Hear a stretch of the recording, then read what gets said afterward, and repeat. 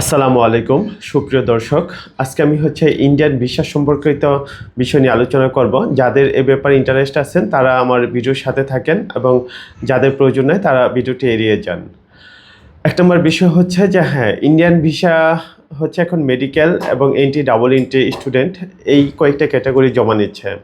তার ভিতর double entry বিষয়টা নিয়ে আজকে শুধুমাত্র ডাবল এন্ট্রি বিষয়টা নিয়ে আলোচনা করব।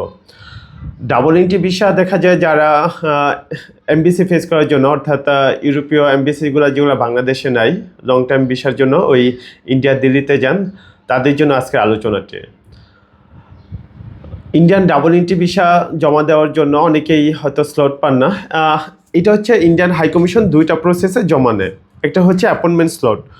আপনারা অ্যাপয়েন্টমেন্ট স্লট নিয়ে ইন্ডিয়াতে আইবিএস অর্থাৎ যমুনাতে জমা দিতে পারেন। আরেকটি মাধ্যম আপনি আপনার পুরো ডকুমেন্টস ফাইলটি হাই কমিশন অর্থাৎ বারিদারাতে আপনি জমা দেওয়ার পরে ওইখান থেকে আপনাকে ফোন কলের মাধ্যমে জানিয়ে দেওয়া হবে জমা দেওয়ার ডেটটি।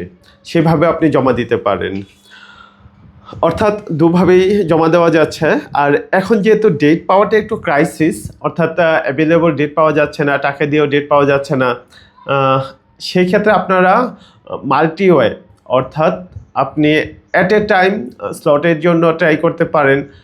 ইমেল করে হাই কমিশনে সেভাবে আপনি রিকোয়েস্ট পাঠাতে পারেন এবং আপনার পুরো ফাইলটি ফটোকপি করে একটি খামে করে আপনি হাই কমিশনে জমা দিয়ে দিতে পারেন। হ্যাঁ, যেহেতু আপনাদের ওই যে একটা ফিক্সড ডেট থাকে, অর্থাৎ বিএফএসের এবং বা এমবিএসের, যেদিন আপনি দিল্লিতে গিয়ে ফেস হবেন, যেহেতু এটা একটা খুবই সীমিত একটা সময় থাকে, সেই জন্য আপনাকে অবশ্যই সবগুলো ধাপিয়ে অ্যাট এ টাইম চেষ্টা করতে হবে। যখন আপনি ফোন কল পান অথবা অ্যাপয়েন্টমেন্ট পান সে অনুপাতে আপনি জমা দিয়ে দেবেন।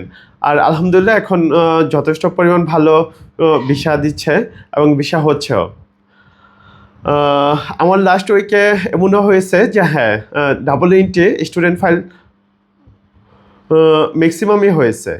এক্ষেত্রে আপনাকে অবশ্যই কাজের প্রসেস ধরন এগুলো জানতে হবে, আদারওয়াইজ আপনি কাজ সাকসেসফুল হতে পারবেন না।